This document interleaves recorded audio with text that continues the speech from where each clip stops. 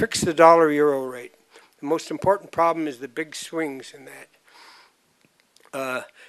I'm not going to talk about how to fix it. There are different ways. It's easy to work that out. There are 4 different ways you can fix it.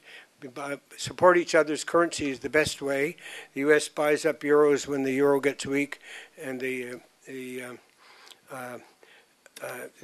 European Central Bank buys dollars when the dollar gets too weak.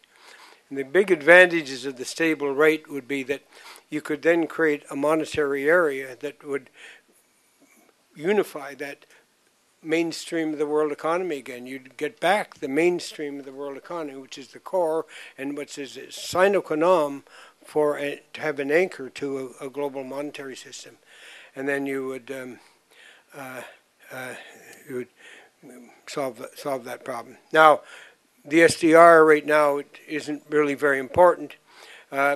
It's going to, people will talk about it because it's a way people can talk about international monetary reform and getting away from the dollar in some way. It's not going to do it though, because it's it's just a unit. But the RMB should be added to it, and once it is, and especially if it were tied to the U.S. dollar, it would be a good thing. Right now, it's just a basket of floating currencies. Nobody wants to use it as a unit of account or as an anchor. That's why they've never worked in the past. Just as the old practice, people once said, "Oh, instead of bimetallism, we should have symmetallism, and add an ounce of gold and 10 ounces or 20 ounces of silver, and make a basket of that and use that." But that would never work. That kind of system has never worked in the past, and it wouldn't work in the future. So the Sdr would work only if the currencies in the basket were fixed. If I were reforming a system, I would want to ensure that each currency inside the basket would be fixed. So the way forward depends on fixing the dollar-euro rate. If it's fixed in the international monetary system, it's easy to make. If it continues to gyrate as it has in the past, the idea of an international monetary system can't be realized. Currency areas, the future of the international system will be influenced importantly by the stability of the dollar. If the dollar becomes unstable, it is likely that countries will shift away from it to the next best alternative.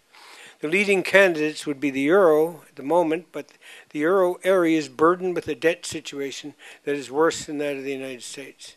Other candidates include gold, which today represents about 12% of international reserves.